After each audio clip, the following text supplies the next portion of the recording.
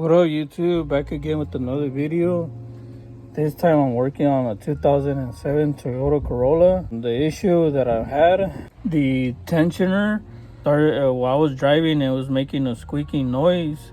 Upon further inspection, popping the hood, the serpentine tensioner, this piece right here, the bolt that goes through this hole, snapped off. Mechanic's worst nightmare. So let me show you guys how it snapped off right through here.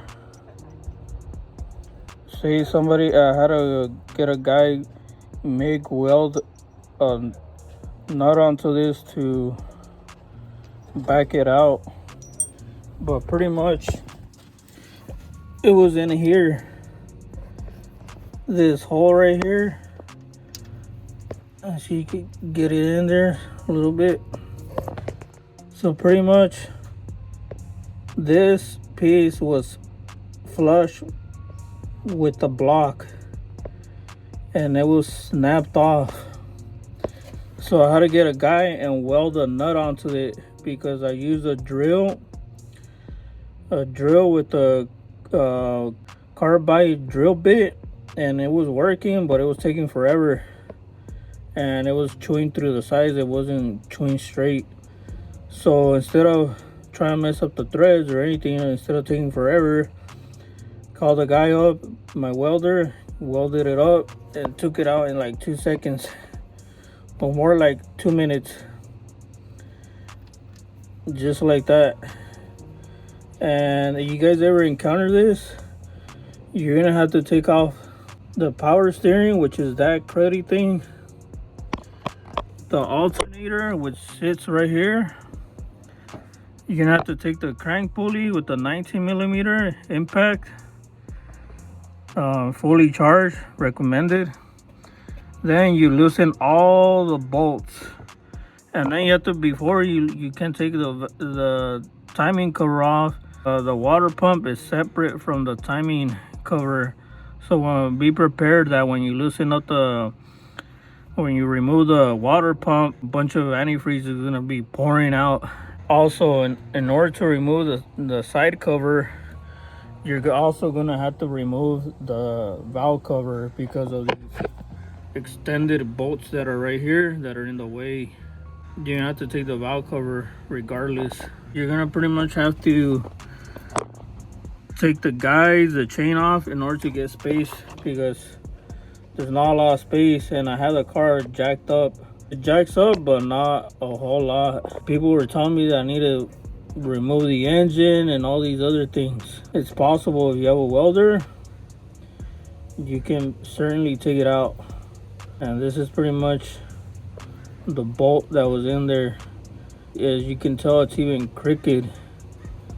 Like it wobbles when it was wobbling when it was coming out. That's how it looks like. Welded it on there.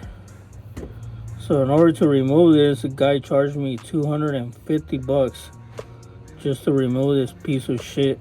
And I went to Toyota and got a new one, $12, and it pretty much goes in there like so.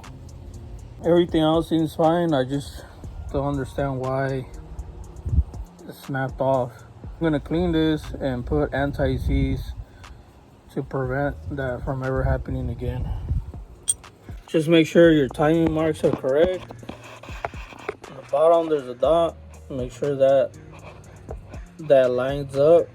I think it's like orange with the chain, and these two on top are yellow.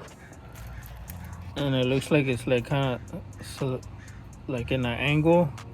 It goes right there, and this one goes right here. And if it doesn't align, you can high 16th. Pretty much goes right here backwards, and then you pretty much pull forward and then adjust your chain slightly. You don't need to pull too crazy, and that will get the timing marks correct. Pretty much clean the surface, put the cover back on, seal it up, and pretty much put everything back in reverse order. So you guys ever encounter this, don't freak out. Hire a welder and weld that nut onto that piece, and then pretty much spray some degreaser, clean the threads really good so you won't strip the threads, and pretty much put everything back together.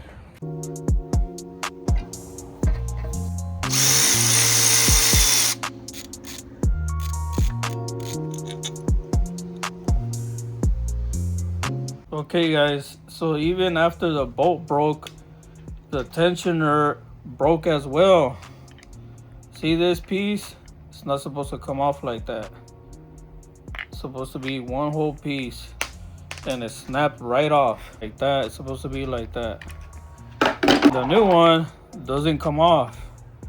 See, it's all solid. The bolt snapped off, and this piece, whatever this piece is called, snapped off. So we had to replace the whole tensioner.